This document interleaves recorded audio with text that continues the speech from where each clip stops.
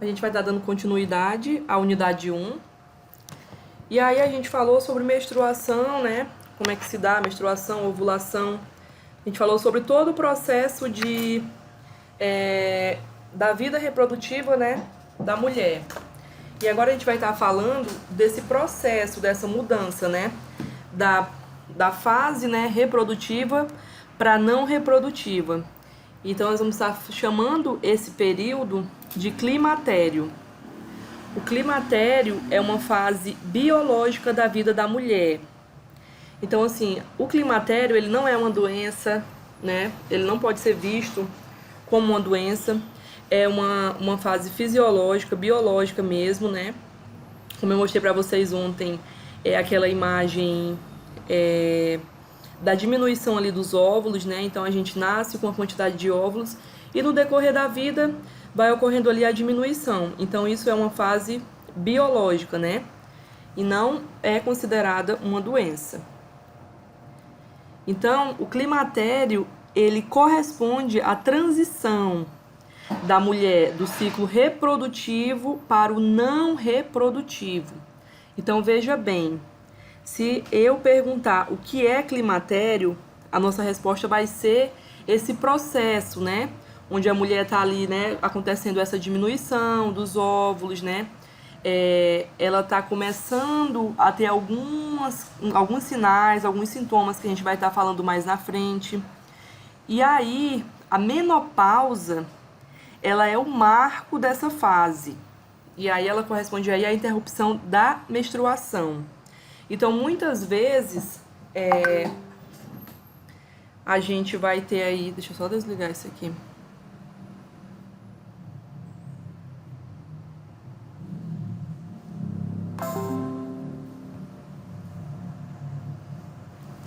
Então, aí a gente vai ter, muitas vezes, a mulher, quando ela tá entrando, né, ali na menopausa, mas ela ainda não chegou na menopausa, ela vai ter uma menstruação como se fosse irregular, né? O climatério, ele marca essa transição. Então, às vezes, a mulher, ela acha que entrou na menopausa, porque ela parou de menstruar, e aí ela passa ali 1, 2, 3 meses sem menstruar, e aí a menstruação retorna. Então, ela ainda não entrou na menopausa. Quando a gente fala de menopausa, a gente fala aí de uma mulher que ela está com um ano no mínimo, 12 meses consecutivos sem menstruar. Então, se essa mulher, ela teve ali, né, começou 1, 2, 3, 4, 5, 6 meses sem menstruação, mas no 6º mês ela menstruou, a gente vai ter que contar do zero, né?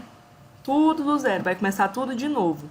Então, geralmente, o climatério, a menopausa, nós não definimos, né, uma idade, porque vai ser correspondente ao organismo, né, ali a fisiologia de cada mulher. E aí, a gente viu lá sobre a menstruação, e isso também é um dos pontos que conta, né? Quanto mais cedo essa mulher menstrua, mais cedo ela entra na menopausa. Então, vai aí ter uma variação enorme, né, de mulher para mulher. Porém, a gente diz aí que habitualmente entre os 40 e 65 anos, a gente começa a ter essa fase da transição do ciclo reprodutivo para o não reprodutivo. Veja aí que de 40 a 65 anos, né, a gente está falando aí de uma quantidade bem alta, né, digamos assim, de 10, 15 anos, a mulher pode estar entrando nessa fase aí do climatério e não ter ainda o marco que é a menopausa. Então, eu gostaria que vocês,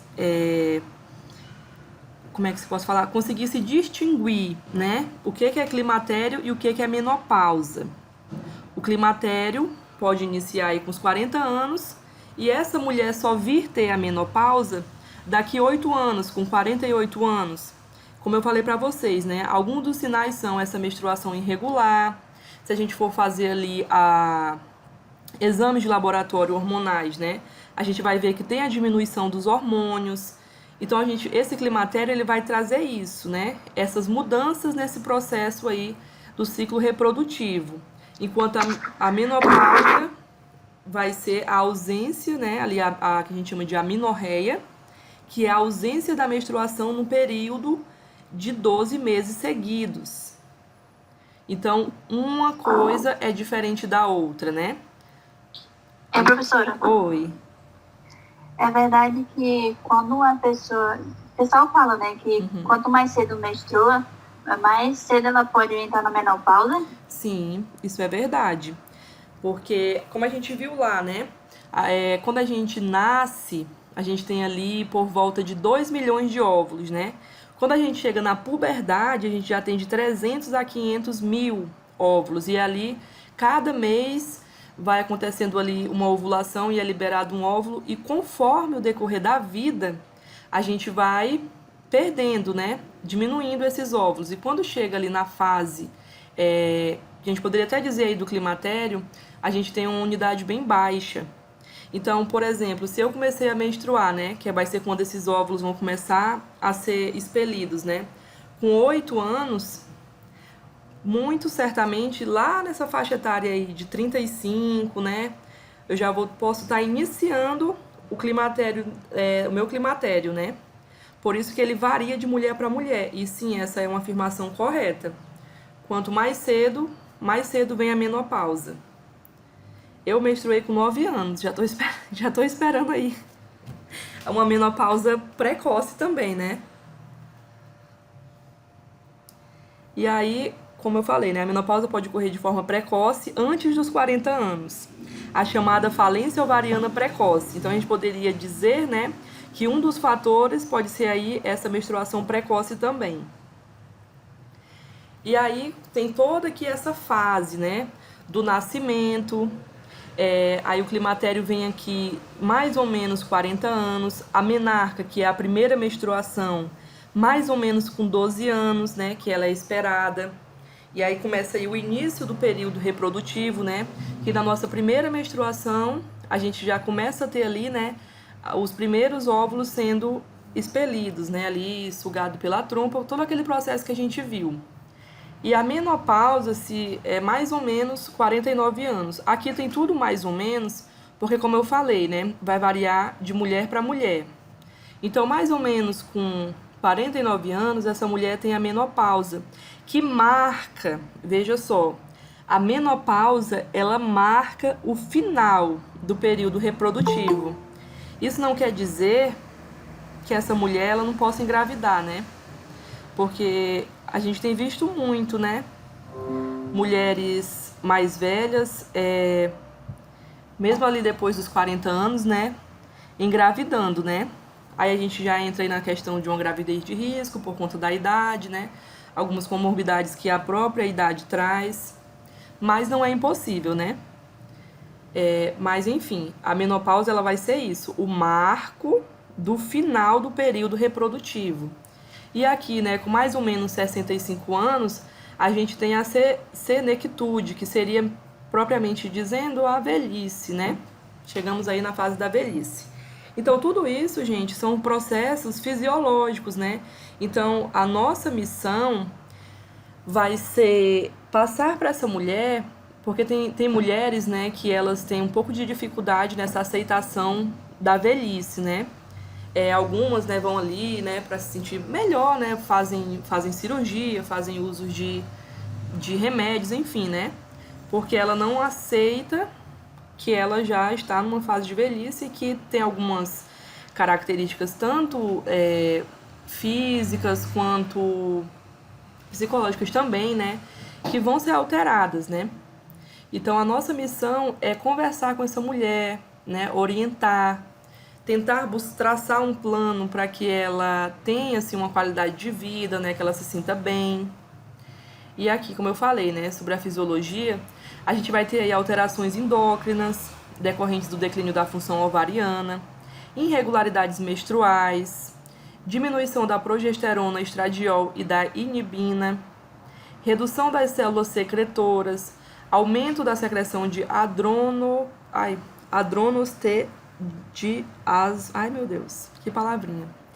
adronostenediona, que é o principal esteroide secretado pelo ovário na pós-menopausa. Então a gente vai ter diversas, né, alterações hormonais, né, acontecendo no corpo dessa mulher que está entrando aí, né, no climatério, né, que vai estar entrando aí na menopausa. E aí, dentro do climatério, nós temos 2 tipos de manifestações clínicas, as transitórias e as não transitórias. As transitórias são representadas pelas alterações do ciclo menstrual e pela sintomatologia mais aguda. E as não transitórias, elas são representadas pelos fenômenos atróficos, geniturinários, distúrbios do metabolismo lipídico e ósseo. Aí aqui, dentro das que são transitórias, né, a gente vai ter menstruais, neurogênicas e psicogênicas. A gente vai estar vendo um pouquinho mais sobre cada uma delas, né? Como a gente falou, né, da menstruação, a gente pode ter aí mulheres que vão ter irregularidades menstruais, né, vão estar menstruando aí um mês, e daqui 6 meses novamente, ou daqui 3 meses. A gente vai ter mulher que vai ter o seu ciclo, né, ali o seu ciclo não, o seu fluxo menstrual diminuído, vai vir, né, menos sangue durante sua menstruação. E também a gente pode ter mulheres que já vai ter o aumento desse fluxo, né, vai ter um fluxo mais abundante. Então, todas essas modificações ali no ciclo menstrual vai ocorrer nesse período aqui que a gente chama de climatério. Nas neurogênicas, a primeira, né, a número 1, que toda mulher acha que está na menopausa, são os fogachos, né, que são aquelas ondas de calor. A mulher, às vezes, ela está ali numa sala, no ar-condicionado, e ela está sentindo um calor que nenhuma outra tá. E aí, geralmente, essa daqui é um dos primeiros sinais que a mulher, ela observa, né, quando ela está entrando não seria na menopausa. A gente que fala, né, acho que eu estou na menopausa. Mas aí não seria a menopausa, seria o climatério, né? E a gente vai ter também, consequentemente aí dos fogachos, né, sudorese, tontura, calafrios, né, insônia, palpitações, dor de cabeça, perda de memória, um cansaço. E já aqui nas psicogênicas, né, a gente vai ter uma diminuição da autoestima. Muitas vezes a mulher ela fica mais irritada, né, ela fica ali mais, como é que se possa falar? Mas assim na defensiva mesmo, né? Qualquer coisa ela já explode, né? Fica assim mais estressada. Aí, como eu falei anteriormente, né? A dificuldade de memória, dificuldade de dormir, sintomas também depressivos, né? Ali porque vai estar mexendo com a autoestima dela. Tudo isso pode ocorrer, né? As dificuldades sexuais, né? Como a gente falou, existe aí uma mudança fisiológica hormonal. Então, consequentemente, aqueles hormônios, né? Estimulantes, eles podem estar sendo diminuídos e assim ela vai ali perdendo o libido, né? E a gente vai ver mais para frente também outras características relacionadas às funções sexuais da mulher dentro do climatério. Aí a gente vem aqui, né, para as manifestações não transitórias, que é as urogenitais, metabolismo lipídico e metabolismo ósseo. Como o nome mesmo diz, né, transitório é aquilo, né, que pode ser modificado, né? Enquanto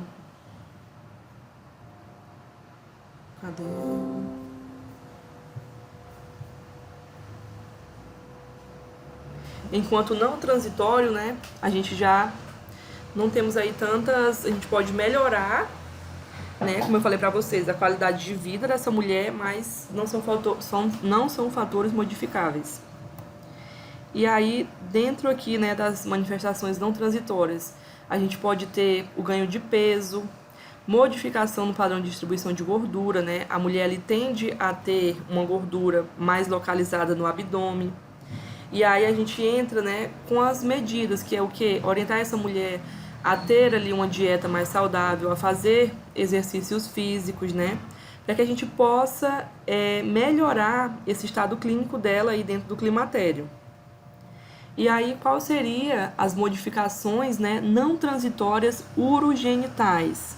Uma mucosa mais delgada, o sangramento vaginal, o aumento da frequência miccional, né, que seria aí o aumento do xixi, né, daquela vontade de fazer xixi, vai ficar sempre indo ali no banheiro. Prolapsos genitais, dispareunia, né, que pode ser aí dor, né, a urinar, uma urgência miccional. Tem muitas mulheres, né, que elas têm ali como se fosse o afrouxamento do esfíncter ali da bexiga. Então, às vezes, ela acaba por fazer, né, xixi nas calças mesmo, né? Disúria, ressecamento vaginal. E aí, como eu falei, né, essa parte aqui entra também na questão sexual, porque ela não vai estar mais, se ela for ter ali uma relação sexual, ela não vai estar, com esse ressecamento, ela não vai ter ali a liberação, né, que a gente falou ontem das glândulas de Skinner, né, as glândulas de Bartholin, que liberam um líquido para lubrificação da vagina. Então a gente tem aí o ressecamento da vagina.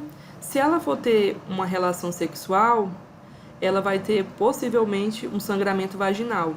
Então tudo fica, né, diferenciado.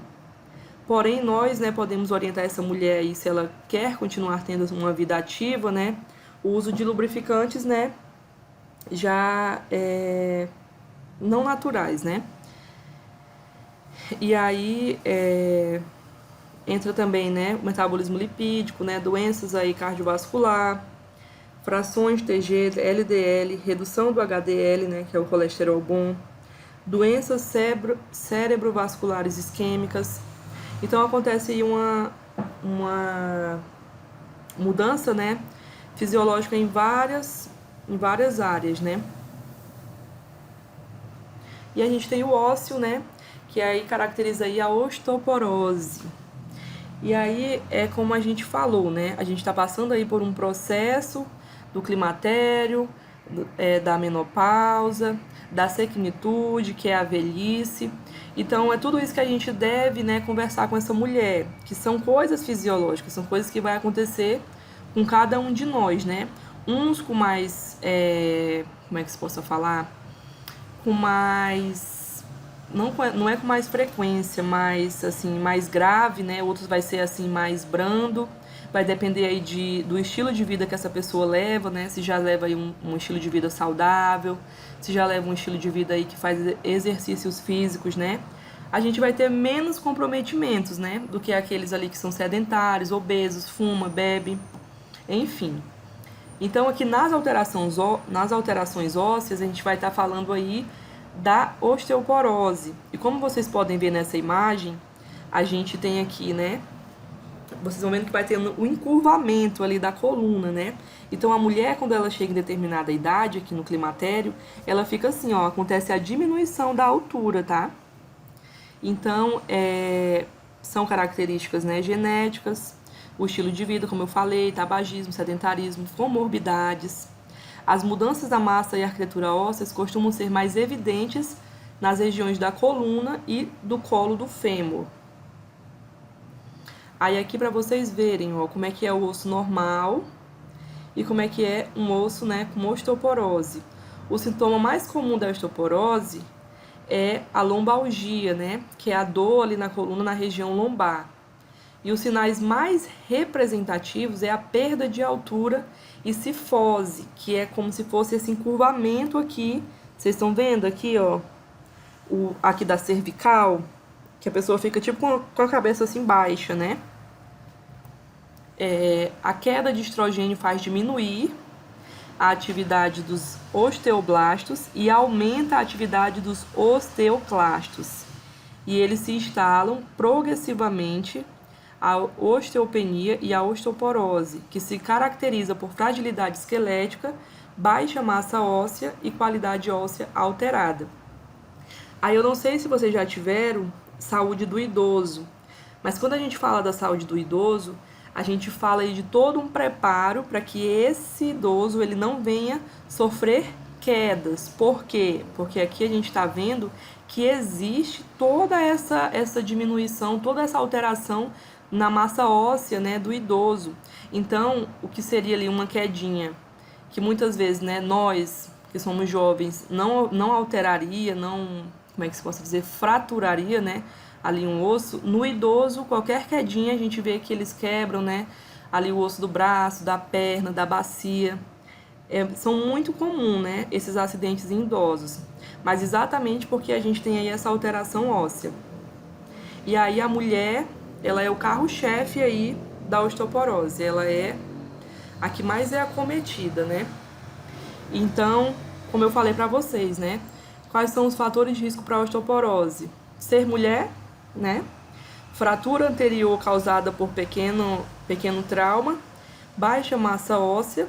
Aqui a gente tem as mulheres da raça branca ou asiática como, né, fator predominante pela primeira vez, né? Porque a gente sempre vê a raça negra, né, sendo a que com mais probabilidade de ter determinadas doenças. É a idade avançada em ambos os sexos, né? Então, tanto homem quanto mulher chegou naquela idade, né, ali da velhice, tem já essa tendência aí a ter a osteoporose. Quais são aqui os riscos menores, né? Medicamentos, baixa ingestão de cálcio, alta ingestão de sódio, alto consumo de café, refrigerantes, à base de cola, chá preto. Aqui os maiores fatores, né? História familiar de osteoporose, fratura do colo do fêmur, menopausa precoce, antes dos 40 anos, uso de corticoides, aqui nas menores, alta ingestão de proteína animal, pouca exposição ao sol, quedas frequentes, sedentarismo, tabagismo e alcoolismo. E aqui, né, são as prevenções, né, primárias da osteoporose. Como eu falei para vocês, a gente vai estar recomendando para esses pacientes, né, essas mulheres, a ter aí a realização de exercícios físicos, né, regulares, para fortalecer a musculatura, para fortalecer, né, os ossos, melhorar o equilíbrio e a flexibilidade, né, justamente aí para a gente tentar evitar essas quedas, né, e que as quedas elas consequentemente traz fraturas, aconselhar a cessão do tabagismo e a redução do consumo de bebidas alcoólicas e de cafeína, né? Avaliar fatores de risco de quedas, como é que está esse ambiente doméstico, né? Se ela está fazendo uso de algum remédio, né, que causa ali tontura, que causa vertigem, né, assim, que possa estar causando essas quedas, né? Dosar os medicamentos antipertensivos, né? Se ela tem distúrbio visual ou auditivo. A gente vai estar fazendo essa investigação junto à mulher, né? E tudo isso que a gente vai estar fazendo é buscando aqui promover a saúde e o bem-estar da mulher. Então, a gente vai realizar uma orientação individual ou coletiva, né? A gente pode estar fazendo aí grupos na unidade básica, por exemplo, que a gente pode estar fazendo grupos, né, do aconselhamento, né? Como que a gente pode ter, assim, uma velhice, né, mais tranquila, mais saudável, incentivar e promover a troca de experiência entre as mulheres, né, elas vão adorar, né, porque geralmente são mulheres que são bem sozinhas, né, então ter ali outras que ela possa compartilhar a sua vivência, né, já traz ali o bem-estar para ela, né, aumenta a autoestima, né, e consequentemente ela vai ter mais saúde. E aí, além das práticas corporais que envolvem lazer, relaxamento, coordenação motora e manutenção do equilíbrio e socialização, diariamente ou sempre que possível, também tem aqui as práticas integrativas e complementares, né? Em especial a fitoterapia, que é o que? O uso ali das plantas, né, como remédio. Alguns fitoterápicos podem auxiliar no alívio dos sintomas presentes no climatério, particularmente os fogachos, né, que é aquele calor, alteração transitória que pode comprometer a qualidade de vida das mulheres nesse período. Então é o seguinte, a gente vai estar fazendo tudo isso, orientando essa mulher, buscando que ela tenha uma melhor qualidade de vida, e aí como ele falou anteriormente, né, a gente falou anteriormente nesse slide, indicando aí os fitoterápicos, né, as atividades físicas, a alimentação também, né, a dieta, para que essa mulher não venha ter a necessidade da terapia hormonal. Então, a terapia hormonal, ela não é uma primeira opção. A gente sempre vai ser muito cauteloso quanto à terapia hormonal, né? Deve ser indicada em situações particulares, deve ser conversado com a mulher, né? Quando a gente não tiver mais nenhuma opção e o climatério ali, a menopausa, está causando agravos mesmo, né, para a vida daquela mulher, a gente vai estar conversando junto com ela para a introdução da terapia hormonal. Mas isso depois de todas as tentativas, né, de melhoras sem o uso, né, desses hormônios. Os riscos associados ao uso da terapia hormonal devem ser criteriosamente avaliados, devendo a mulher ser acompanhada sistematicamente na atenção básica, mesmo que a prescrição tenha sido realizada por médico especialista. Deve ser feita a avaliação inicial criteriosa pelo médico assistente com segmento regular, com avaliação clínica e exames complementares de acordo com a terapêutica escolhida. E aí, por que a gente, tem tanto cuidado, tem que ter muita cautela, e esse processo da introdução da terapia hormonal, ele é tão cauteloso? Porque o uso da terapia hormonal, aqui como a gente está vendo, o uso aqui do estrogênio associado à progesterona, de 3 a 5 anos, aumenta o risco de câncer de mama, sendo o risco mais elevado com o uso de medroxprogesterona. Então, a gente vai estar usando esses 2 hormônios associados que podem aí levar essa mulher a ter o câncer de mama, E aí a gente vai ver mais para frente outros efeitos adversos da terapia hormonal. Então, a terapia hormonal, ela é sempre a nossa última opção, Quando a gente já não tem mais como melhorar, essa qualidade de vida, a gente entra com a terapia hormonal. E aqui, qual que é o objetivo dessa terapia hormonal, Combater os sintomas. Aqui, os fogachos, como eu falei para vocês, um dos sinais lá dos comprometimentos, é a insônia, Então, melhorar o sono, o ressecamento vaginal que causa a dispareunia e da pele, preservar a massa óssea, estimular a libido, impedir a deterioração da função cognitiva. Então, ele tem por esses objetivos, Porém, como eu falei para vocês, mesmo tendo, esses objetivos, de benefícios, para a saúde dessa mulher, a gente tem muito mais contra aí dentro da terapia hormonal do que a gente tem mais malefícios, na verdade, do que benefícios. Então, aqui, os efeitos colaterais. A gente tem aí, com estrogênio, náuseas, distúrbios gastrointestinais, quando utilizados por via oral, sensibilidade mamária, dor de cabeça, retenção de líquido, edema provável, estímulo de leiomiomas e endometriose, os progestagenos, que é essa combinação, estrogênio e progestageno. Dor nas mamas, cólicas abdominais, alterações de humor. Deixa eu ver aqui. Cadê?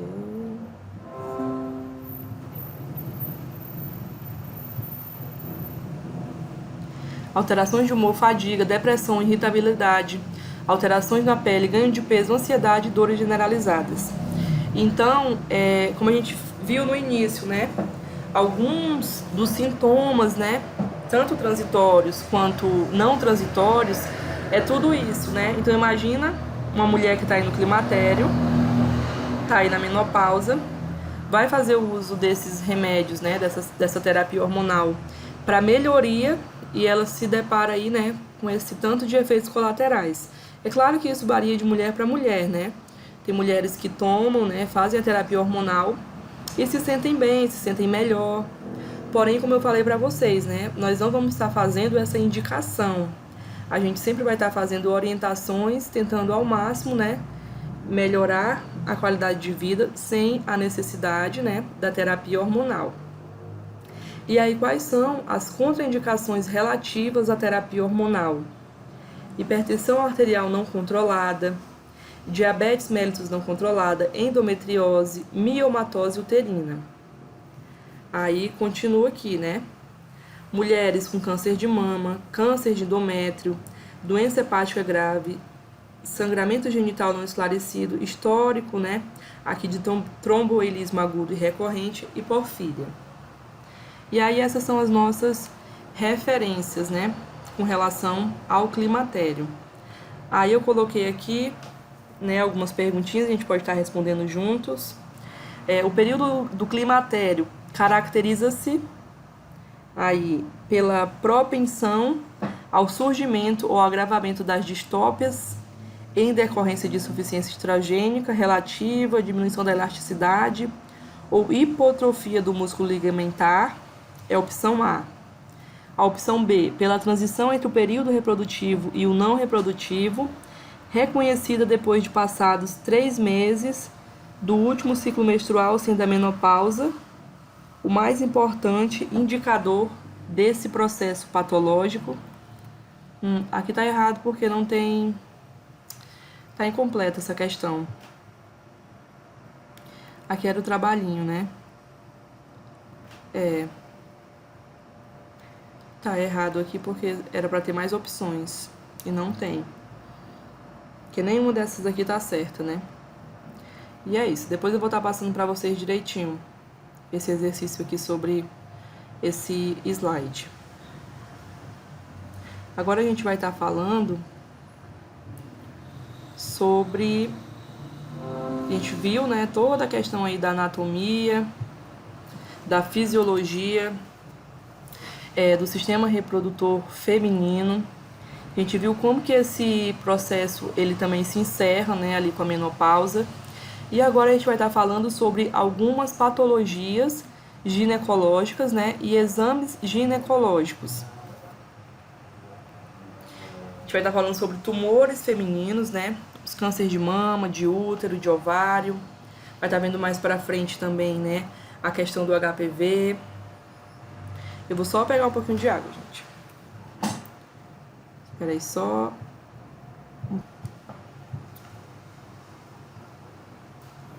Aqui, né, os cânceres de mama, colo de útero e ovário devem somar aí 89.520 novos casos no Brasil, só em 2020, né? Segundo aqui o Instituto Nacional de Câncer, o INCA. Aí uma das maiores, né, prevenções propostas é a vacina contra o HPV, o autoexame das mamas, consultas regulares ao ginecologista, realização de mamografia e o Papa Nicolau. Então nós temos aí os meios, né, para que a gente venha fazer o rastreio. Lembra que a gente falou lá em saúde coletiva sobre os níveis de prevenção, né?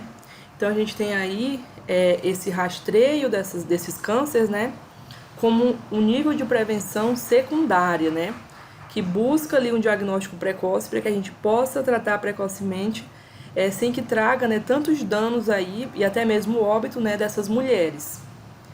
E aí o câncer de mama, ele ocorre quando as células da mama se dividem desordenadamente. Na verdade, o próprio câncer, né, ele já é isso, né? Ele é ali uma desordem, né? A célula ela é toda bonitinha, formadinha. Até ia colocar a imagem e acabei esquecendo. E quando a gente tem ali, né, o câncer, a gente tem uma desordem, né, dessas células. A gente tem a replicação das células, a mutação, né, acontece ali, a própria nome mesmo, desordem, né? E aí a gente pode aparecer nos exames de rastreamento com o ultrassom e a mamografia, sem ocasionar sintomas ou se apresentar como uma massa palpável na região que pode causar caroços, vermelhidão, nódulos nas axilas e alterações na forma dos mamilos e das mamas. O câncer de mama, eu digo que ele é um dos piores, né? Eu já trabalhei no Hospital do Câncer e o que acontece? Por ser um câncer muito silencioso, como aqui a gente leu, né? Você não vai estar sentindo absolutamente nada, né? Em algum momento, se você fizer esse autoexame, se você for uma mulher que se toca, você pode ali sentir, né, essa alteração em um nódulo, né? E um caroço tanto na mama quanto nas axilas e pode procurar ajuda precoce. Porém, muitas mulheres, né, elas tanto não vão, né, a essas consultas regulares, quanto também elas não se tocam, não fazem aí esse autoexame. Então, quando vai descobrir, né, quando vai doer, quando vai aparecer essa vermelhidão, às vezes também começa a sair, né, uma secreção do seio dessa mulher. Quando vai acontecer isso aí, a gente já está num estádio muito avançado. E aí o que acontece? O câncer de mama, ele é uma... Ai, gente, eu tenho tanta raiva assim, sabe? Eu fico assim, é um câncer maldito mesmo, porque o que ele faz? começa a dar metástase, né? O que era ali para ser só um câncer de mama, removível, tratável, ele vai para outro órgão, né? Geralmente aí vai para a cabeça, né? E aí muitas vezes a gente não consegue operar, ou então a quimioterapia não consegue, né, ter uma eficácia, e a gente acaba perdendo essa mulher. Então é por isso que a gente bate tanto na tecla, né? Vamos rastrear, né, o câncer de mama, vamos fazer o exame de PCCU, porque são exames que, se a gente vê alguma alteração, a gente pode agir, né, precocemente e assim salvar a vida dessa mulher. Então aqui, né, se ele é descoberto, tanto o câncer de mama como qualquer outro, ele for descoberto, né, no estágio aí do início, né, precocemente, a gente tem aí, aqui do de mama, né, 95% de chance de cura, se ele for diagnosticado inicialmente, né.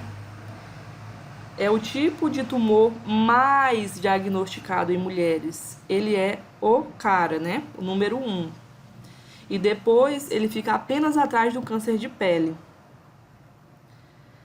E aí os tumores, eles podem ser benignos, né, que são não cancerígenos, eles são formados por células tumorais que não se propagam para fora do local de onde surgem. E a gente já tem aí os malignos, né, que são, como eu falei para vocês, né, esses malignos, eles fazem isso, eles fazem ali, né, uma desordem total no organismo, né. E aí se propagam para outras partes do corpo através da corrente sanguínea ou do sistema linfático. Podem se espalhar para outros órgãos além da mama, que a gente chama, né, de metástase, que é quando o tumor ele faz isso. E quais são os fatores de risco, né? Não modificáveis e modificáveis. Nos não modificáveis, a gente tem aí como número 1 o histórico familiar. Então, se eu tive ali uma mãe, uma avó que teve câncer de mama... Gente, vou só fechar aqui porque o cachorro tá demais.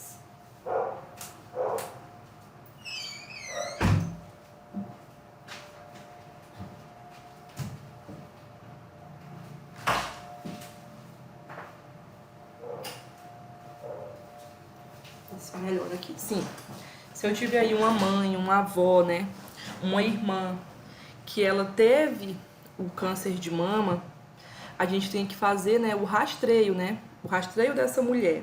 No próprio Hospital do Câncer, aqui de Rio Branco, né, ali o NACOM, quando a gente tem ali pacientes, né, que tem filhas, tem irmãs, a gente vai... Oi. Com qual idade que pode fazer o exame na mama?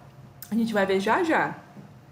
Mas o exame, a gente vai ver Oi. Porque quando a pessoa, por exemplo, uma filha tem a mãe que teve, né, o câncer de mama.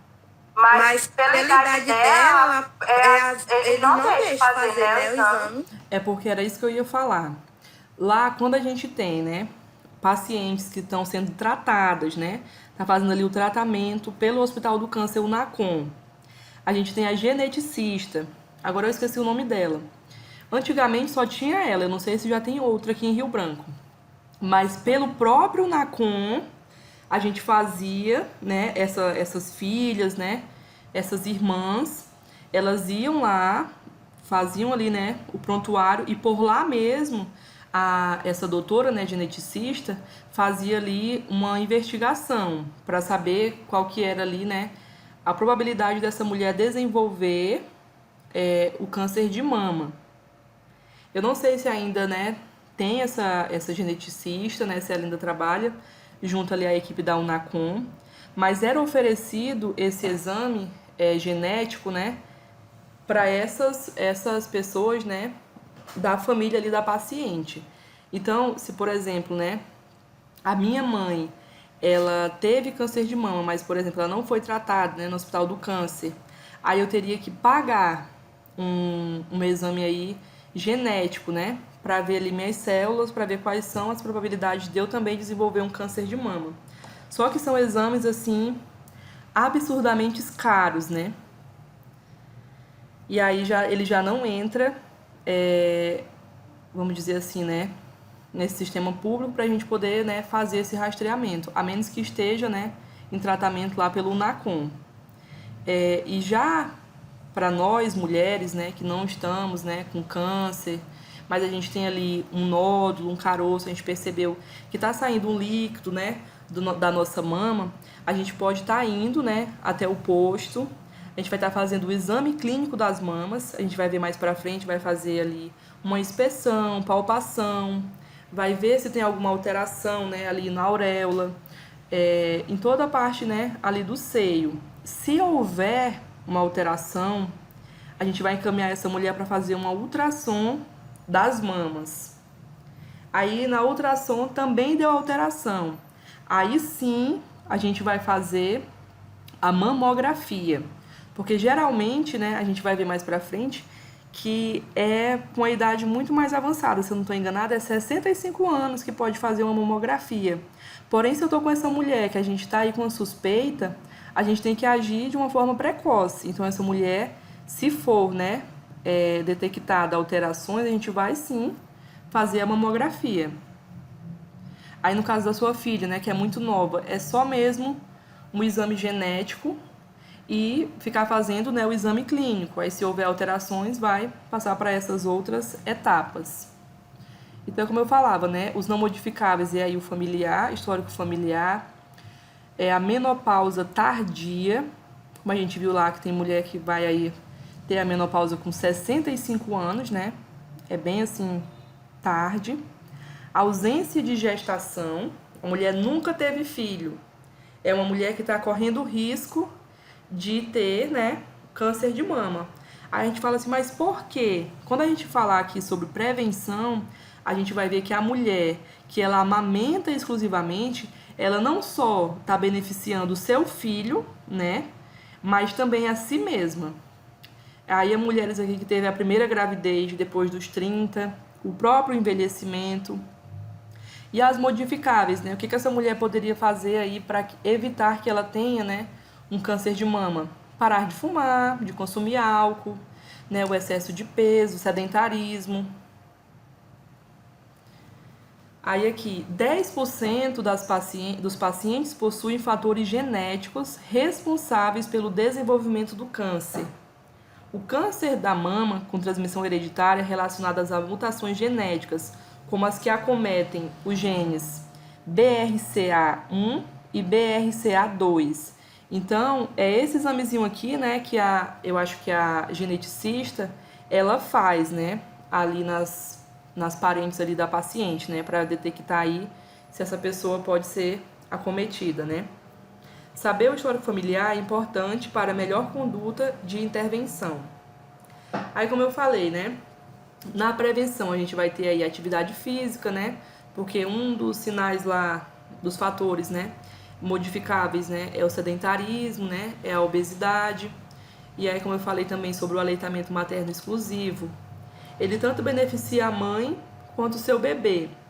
O estilo de vida, né, ser uma dieta mais saudável, exercícios físicos regulares e persistentes, perda de peso, a redução do consumo de álcool, não está aqui, mas também, né, do tabaco. E esse daqui é o autoexame da mama, que nós mesmas, né, podemos estar fazendo em casa. Quando é que a gente pode fazer esse autoexame, né? Quando a gente estiver ali no 7º ou 8º dia após o início da menstruação. Então, vamos dizer que eu menstruei dia 1º. Quando for lá pelo dia 7, eu vou ali tocar, né, as minhas mamas, as minhas axilas e ver se eu encontro, né, algum nódulo, algum caroço. Como eu falei pra vocês, né, também às vezes fica saindo, né, um líquido do seio da mulher. E não é normal, se essa mulher não está amamentando, né, não está gestante, não é considerado, né, normal. Esse líquido aí, ele pode estar sendo um alerta de algo, né, que está errado. Vou citar um exemplo. A minha mãe, ela tem... Agora ela vai até me bater se ela ver minha aula. Mas eu acho que ela tem uns 46 anos.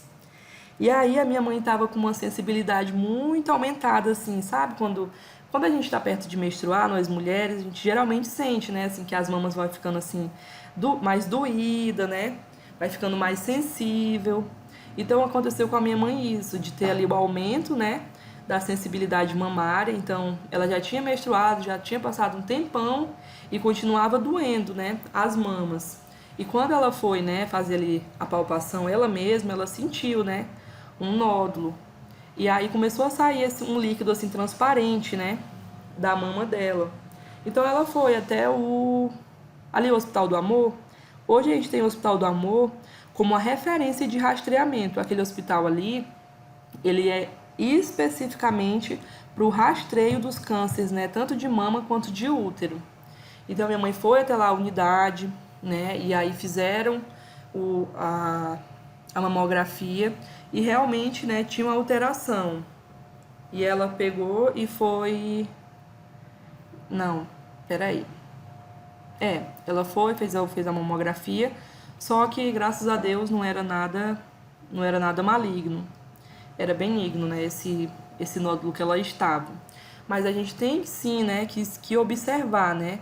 A gente sabe como é que é o funcionamento do nosso corpo. Se a gente vê alguma diferença, a gente precisa procurar, né, uma assistência médica para que a gente possa detectar precocemente. Como eu falei para vocês, quanto mais precoce se descobre um câncer, mais você tem chances de viver e de cura.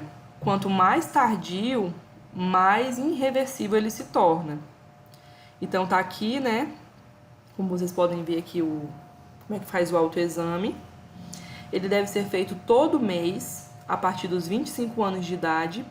E as mulheres que não menstruam devem escolher uma data no mês de fácil memorização. Mas não se esqueça, o autoexame não substitui a mamografia. Porém, a mamografia, né, vamos combinar, que é um protocolo bem danoso, assim, né, pra gente poder conseguir fazer. Só se tiver mesmo alguma alteração. Agora eu vou mostrar pra vocês aqui o exame clínico das mamas.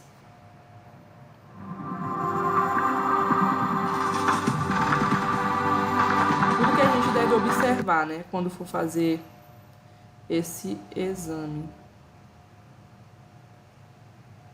Exame é construído por etapas que visam realizar uma análise minuciosa das mamas. O diálogo entre médico e paciente é muito importante. Por isso, lembre-se de considerar que as mulheres podem apresentar constrangimento, apreensão e desconforto neste momento do exame físico. Assim, adote um tom tranquilizador, uma abordagem cortês e suave, e informe a paciente sobre os procedimentos antes de começar o exame das suas mamas. Esse momento é uma ocasião para perguntar-lhe se ela observou nodulações ou outros problemas, e se realiza o autoexame mamário regularmente, bem como orientar sobre a realização do autoexame. São 4 as etapas do exame físico das mamas: inspeção estática, inspeção dinâmica, palpação dos linfonodos e palpação das mamas. Na inspeção estática, o exame físico das mamas se inicia com a paciente sentada, na altura do examinador e de frente para ele, com o tórax totalmente despido e braços pendentes ao lado do seu corpo. Nesse momento, devem ser observados os seguintes aspectos.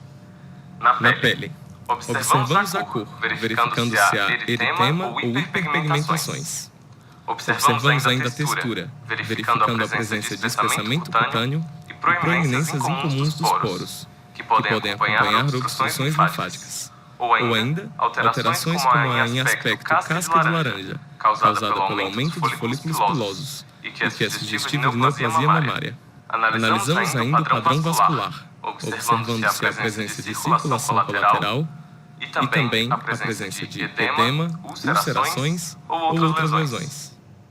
Nas mamas, devemos analisar simetria, tamanho e formato. Lembrando que é comum e normal haver uma certa diferença entre o tamanho das mamas, inclusive das areolas. Ademais, observa-se o contorno mamário, pesquisando abaulamentos ou retrações, sempre comparando com a mama contralateral. Nos mamilos, analisamos simetria, tamanho e formato, observando se são protusos, planos ou invertidos. Deve-se pesquisar também a presença de descamação, fissuras, erupções ou ulcerações, e se há mamilos supranumerários. É fundamental observar ainda se há derrame mamilar. Na inspeção dinâmica, a paciente permanece sentada e realiza alguns movimentos, que são, inicialmente, colocar as mãos atrás da cabeça e, Posteriormente, colocar as mãos na cintura para a realização da contração do músculo peitoral maior. Pode-se ainda solicitar que a paciente incline o corpo para frente. Durante esses movimentos, buscamos observar os mesmos itens da inspeção estática, mantendo maior atenção para a simetria e a presença de retrações ou outras lesões que passaram despercebidas no exame estático e que foram ressaltadas pelo deslocamento da mama durante os movimentos exercidos pela paciente. Seguimos com a palpação dos linfonodos. O examinador deve apoiar o braço da paciente sobre o seu braço, de modo que os músculos da paciente fiquem relaxados e frouxos. Os dedos do examinador devem ser posicionados na parte superior da axila e movimentados firmemente em 4 direções. Na face costal, até o oco axilar, na face humeral, até o oco axilar, e na face peitoral e dorsal, seguindo os músculos peitoral maior e dorsal maior, respectivamente, verificando se há presença de linfonodos sensíveis e ou aumentados de tamanho. A palpação das mamas é subdividida em 3 momentos: a palpação do tecido mamário, a palpação do mamilo e a pesquisa da descarga papilar. Com a paciente em decúbito dorsal, o examinador posicionado ao lado direito da paciente descobre somente a mama a ser examinada e inicia a palpação, que deve ser realizada com os dedos em movimento de rotações suaves. A mama deve ser dividida em 4 quadrantes para ser totalmente avaliada. Deve-se começar a palpação pelo mamilo, seguindo para a periferia em raios imaginários e obedecendo o sentido horário ou anti-horário, a depender do quadrante pelo qual se iniciou o exame. O procedimento deve-se seguir até palpar toda a mama. Durante o exame do tecido mamário, devemos avaliar a consistência dos tecidos, lembrando que a consistência normal varia muito e depende das proporções relativas do tecido glandular, mais firme, e de gordura, mais mole. Além disso, pode haver uma nodularidade fisiológica, que aumenta durante o período menstrual.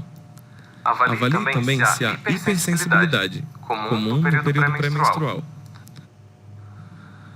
Lembre-se ainda de realizar também a palpação do prolongamento mamário axilar.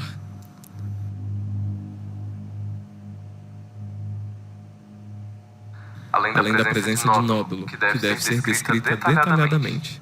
O nódulo deve ser descrito quanto a localização, indicada usando a mama como um mostrador de relógio, informando a distância em centímetros contados a partir do mamilo.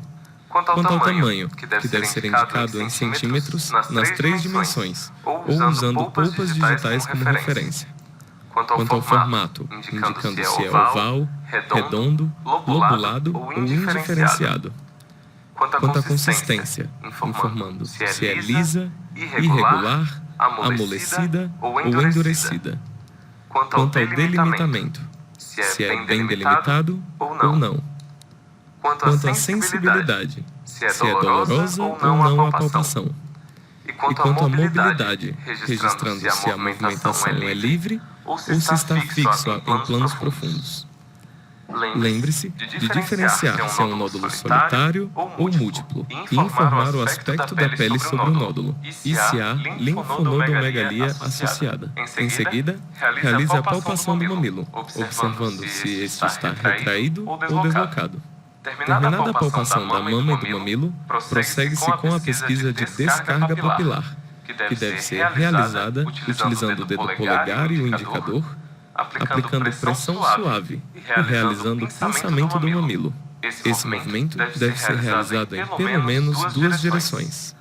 Após o término do exame de cada uma das mamas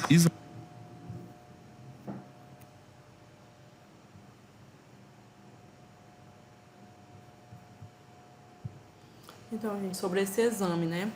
Ele vai ser ali um pouco incômodo, né? Mas não é para ele ser doloroso, né?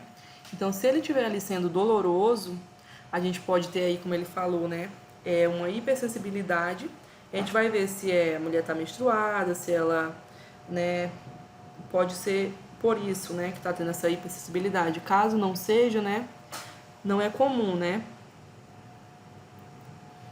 E aí, como a gente conversou, né, anteriormente, qual que são os diagnósticos, né? Como é que faz esse diagnóstico do câncer de mama?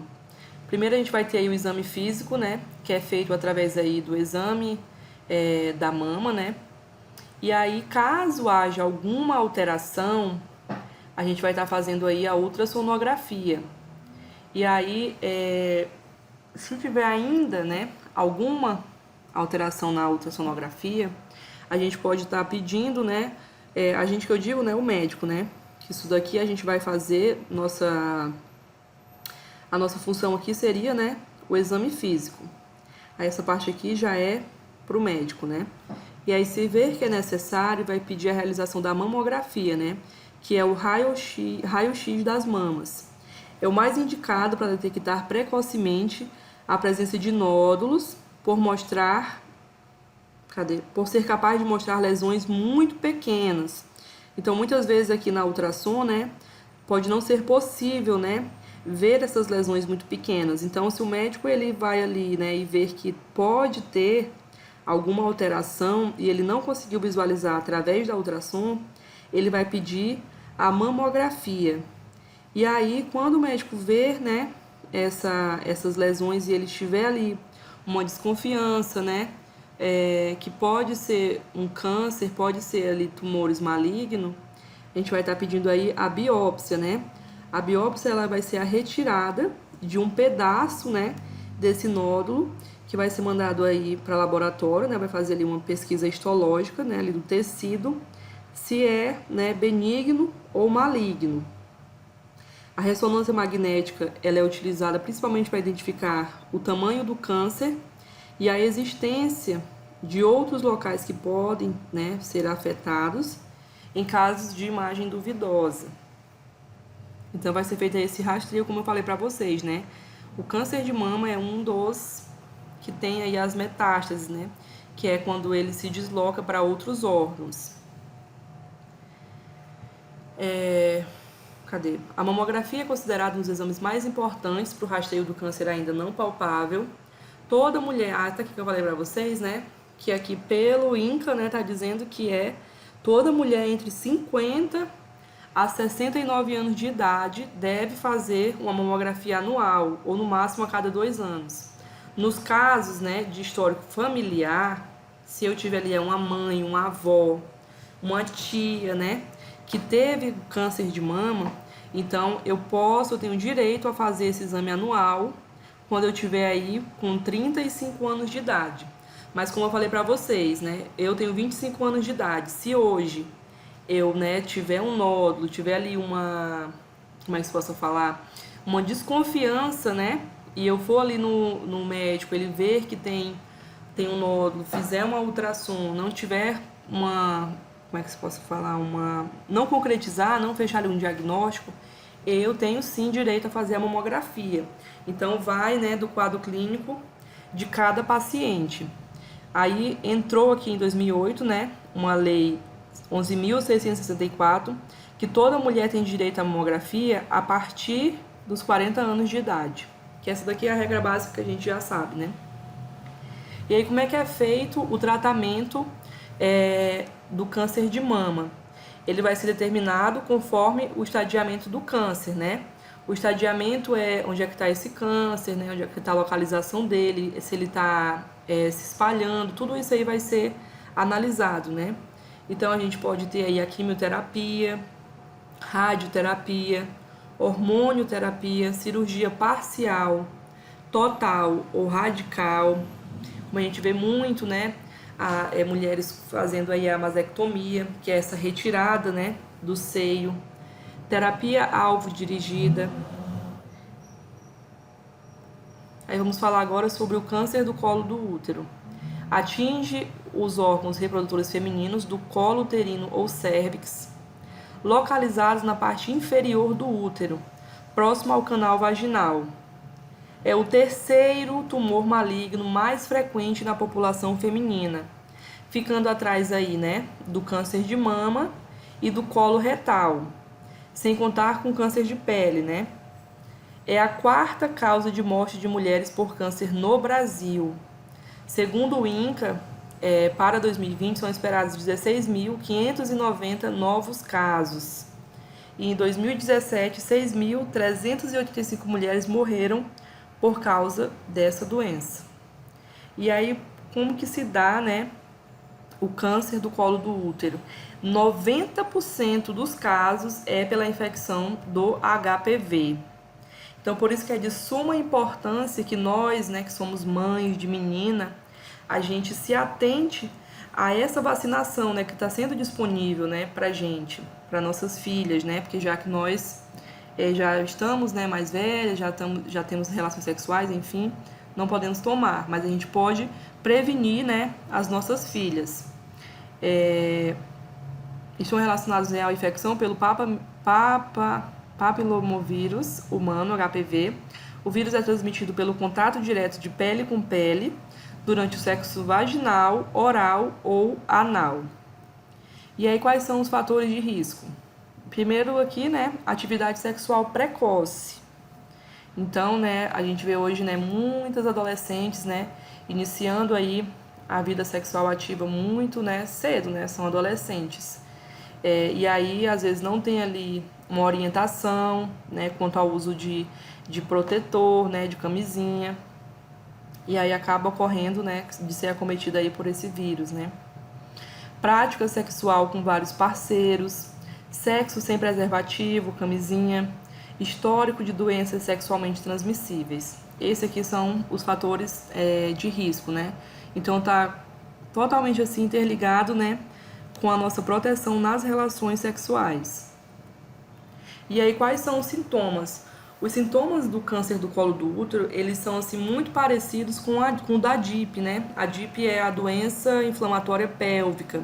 Então vai ter ali, né, um sangramento vaginal, que não é a menstruação, dor vaginal após relações sexuais, dor abdominal a queixas urinárias ou intestinais e um corrimento ou secreção. A gente vai estar vendo mais pra frente, né, esses tipos de secreção. O câncer do colo do útero ele pode não apresentar sintomas na fase inicial e ser diagnosticado somente por alterações no exame de Papa Nicolau, o preventivo. Então, por isso que é importante, né, que uma vez ao ano a gente vá até a unidade básica, faça o exame preventivo, mesmo que a gente não tenha nenhum sintoma, né, é importante fazer para que a gente possa, né, prevenir, para que a gente possa ver, né, se existe ali alguma alteração. E aí a prevenção, como eu falei, né, a gente tem já a vacina, né, a vacina está disponível na rede pública para meninas de 9 a 14 anos. Também entra, né, os meninos de 11 a 14 anos. São mais de 200 tipos diferentes de vírus do HPV. 13 deles apresentam o maior risco de desenvolver o câncer do colo do útero. A vacina é eficaz contra 4 subtipos, né? Que são esses subtipos que são o do câncer. Que são eles, né, o 16 e 18 do vírus HPV, que são responsáveis aqui por 70% dos casos de câncer do colo do útero. O uso de preservativos nas relações sexuais também é recomendado. Então, essa doença, a prevenção dela é basicamente, né, nos proteger aí durante as relações sexuais e para quem tem filhos, né, vacinar os filhos, né, já contra aí o HPV. O rastreamento, né, é feito pelo exame Papa Nicolau, né, que é o exame de PCCU. O exame é indicado para todas as mulheres a partir dos 25 anos com vida sexual ativa. Isso aqui não é via de regra, tá, gente? Se a mulher ela começou ali a ter uma vida sexual ativa ali com, sei lá, 12 anos, 13 anos, ela já pode estar indo até a unidade para fazer a coleta do PCCU. Se eu não estou enganada, a gente faz ali quando a mulher inicia a vida sexual ativa, de 6 em 6 meses mais ou menos. E aí, quais são os tratamentos para o câncer do colo do útero? A gente vai ter aqui a radioterapia, a quimioterapia, cirurgia, né? Pode estar fazendo aí também a esterectomia, né? Retirada parcial, total do útero, né? A braquiterapia. A braquiterapia, ela é um tipo também de radioterapia, né? Ali a gente tem uma máquina, depois eu vou tentar mandar a foto para vocês. Uma máquina onde a gente tem o foco, né? E aí a gente faz ali uma demarcação alvo, né? Então, é jogada ali toda a radiação para aquela parte. E aí, tanto à radioterapia, né, quanto à químio, são tratamentos que eles não matam, né, somente as células ruins, elas acabam ali matando também as células boas, né? Então, geralmente, essas pessoas que estão com esse tratamento, elas têm ali uma baixa da imunidade, né? Aí vocês veem, né, que cai cabelo, né? Tem todo ali um processo bem doloroso, né? O tipo de tratamento a ser escolhido depende, né, do estadiamento, estágio da evolução da doença, o tamanho e fatores pessoais. Mulheres que ainda desejam engravidar devem comunicar ao médico para planejar a preservação do útero, caso seja possível. Então, assim, né, se essa mulher que tem o desejo de engravidar, a gente já vai ter que analisar a questão da cirurgia, né, da esterectomia, que seria aí a retirada do útero. Aí também temos aí o câncer de ovário. Ele é um câncer menos frequente, mais difícil ainda de ser diagnosticado e ainda é mais agressivo. Em 2020, o INCA registrou aí 6.650 casos, e em 2017 foram 3.879 mortes por causa desse tipo de tumor. Por quê? Como a gente falou, né, ele é difícil de ser diagnosticado. Então, quando vai descobrir, né, já está aí no estágio avançado. E aí, quais são os fatores de risco? A gente tem novamente aí o histórico familiar, doença e alterações no gene BRCA1 e BRCA2. Aí, como eu falei para vocês, existem exames laboratoriais, né? No caso, a geneticista passa, você faz os exames para saber quais são ali a porcentagem, né, que você tem de ter determinados cânceres, né? Porém, é um custo, né, alto. Além disso, as chances são maiores se a mulher nunca teve filhos, começou a menstruar antes dos 12 anos, não pode engravidar, fez terapia hormonal na menopausa. Lembra que a gente falou, né, no climatério, na menopausa, que a gente sempre opta por não fazer, né, ali a terapia hormonal, só faz mesmo, né, em casos muito criteriosos ali como é que se pode dizer, dando a orientação certinha para a mulher, né, do que pode ocorrer, né, fumar e ter síndrome dos ovários policísticos. Então, esses aqui são os fatores de risco, né, das mulheres que têm essas características aqui. E aí, quais são os sintomas? A gente tem também aí o sangramento vaginal, náusea e azia, dor abdominal lombar ou região pélvica, aumento da frequência de urgência urinária, prisão de ventre e aumento do volume abdominal. Então, assim, são sintomas que eles são confundidos com muitas outras doenças, né? Infecção urinária, uma própria gestação também, né? Então, acaba aí mascarando muito, né? Até que se chegue aí a um diagnóstico, né? Tem um pouco de dificuldade. E aí, qual é a prevenção dos cânceres, né, de ovário? Gravidez anterior, a amamentação entra novamente, né? Para vocês verem a importância da amamentação. Ter usado anticoncepcionais por mais de 5 anos. Ter feito ligadura de trompas, remoção dos ovários ou histerectomia. Aí, prevenção. Infelizmente, não há exame para detecção precoce do câncer de ovário, como ocorre com o câncer de mama ou de colo uterino. Por esse motivo, a mulher precisa estar muito atenta aos sintomas e comunicar seu médico. O exame Papa Nicolau não detecta câncer de ovário, apenas do colo do útero. Mulheres com mutação no gene BRCA1 e BRCA2 podem realizar cirurgia para retirar os ovários preventivamente. Então, né, tem mulheres ali que faz a esterectomia, tira logo tudo, né, já para evitar aí futuros cânceres, né? Porque depois ali, né, de ter filhos, né, geralmente ali esses órgãos ficam mais para, né, infelizmente aí ser acometido por doenças, né? Então, quem tem condições vai lá, né, e solicita. E aí, quais são como é que se faz o diagnóstico, né, do câncer de ovário? Também, né, o exame físico, exame pélvico, ultrassom. Aí, se tiver alguma alteração, né, na ultrassom, vai ser pedida a biópsia, né, que vai retirar ali uma parte daquele tecido para poder verificar que tipo de célula é, se é benigna, se é maligna. Tem também aqui um diferencial que são os exames de sangue. Quando a mulher está acometida aí de um câncer de ovário, vai ter aqui um nível elevado das substâncias como CA-125, que pode indicar aí o tumor do ovário. E aí o tratamento, né, é bem parecido com o do câncer do colo do útero, cirurgia, radioterapia, quimioterapia e terapia-alvo. Aí a gente vai estar falando sobre o exame preventivo do câncer de colo do útero.